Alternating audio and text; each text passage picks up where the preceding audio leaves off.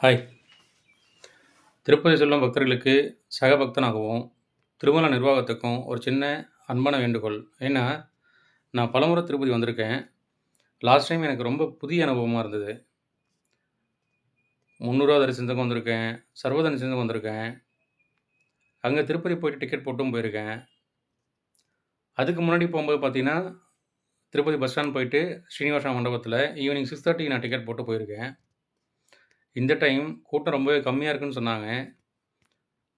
இருந்தாலும் last week நான் Thursday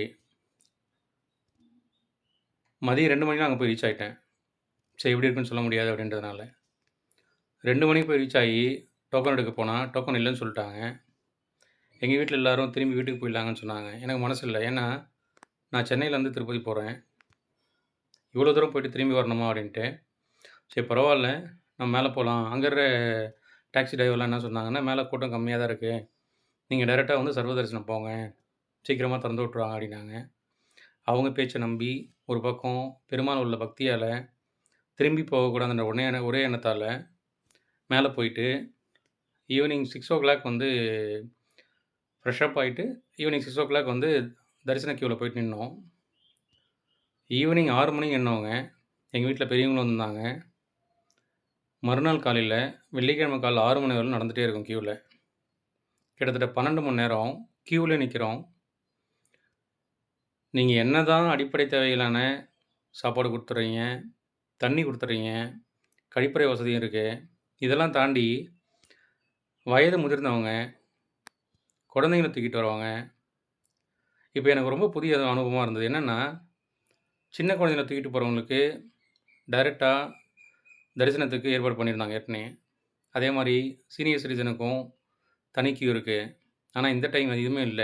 only online booking மட்டும் தான். ஃபர்ஸ்ட் ப்ரிஃபரன்ஸ் குடுத்துருக்காங்க. எல்லாரும் டிக்கெட் கிடைக்கலையேன்ற ஒரு எண்ணத்தில சர்வ தரிசனத்துக்கு வந்துட்டாங்க.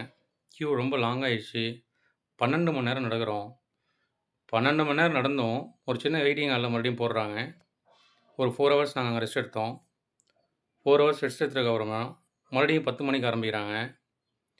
மறுபடியும் 10 மணிக்கு கியூ ஸ்டார்ட் பண்ணி, ஒரு 1 ஹவர் அந்த டோக்கன் போடுற அந்த ஃபார்மட்லாம் முடிச்சுட்டு, போய் குடோன்ல ஸ்டே பண்ண சொல்றோம்.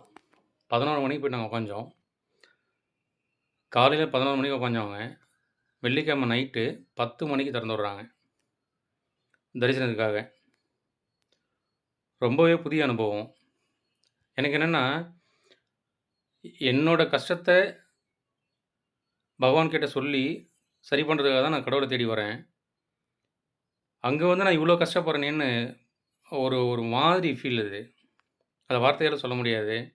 ஏதோ சொல்லுவாங்கல்ல, குடும்பம்னு கோயிலுக்கு போனா, அங்க ஒரு பெரிய குடும்பம் கூத்தாடுதுன்ற மாரி, புதிய அனுபவமா இருந்தது. ஆன்லைன் புக்கிங்க்கும், 300க்கும் குடுக்குற மதிப்பும், மரியாதையும் ஒரு சர்வ தரிசன ஆளுக்கு குடுக்க மாட்டேன்றாங்க. அது ஏன்னு எனக்கு தெரியல. தயவு செய்து சாமி முன்னாடி நிக்கிற எல்லாருமே பக்தர்கள் தான். அங்க பாராபட்சம் கிடையாது. இவங்க இன்னார், இவங்க டோக்கன்ல வந்தவங்க, இவங்க 300 தரிசனத்தில வந்தவங்க, இவங்க விஐபி அந்த மாரிலாம் கிடையாது. பக்தர்கள் யாவரும் ஒருவரே. அதனால தயவு செஞ்சு திருமலா நிர்வாகம் பக்தர்கள கஷ்டப்படுத்தாம, முன்னெச்சரிக்கையா என்னென்னலாம் பண்ணலாமோ தயவு செஞ்சு பண்ணுங்க. ஏன்னா, திருப்பதிய பொறுத்தவரையிலும் லோக்கல் பக்தர்கள் வரமாட்டாங்க. லோக்கல் பக்தர்கள தாண்டி வெளியூர் பக்தர்கள் தான் அதிகமா வருவாங்க. அவங்கள கஷ்டப்படுத்திறாதீங்க.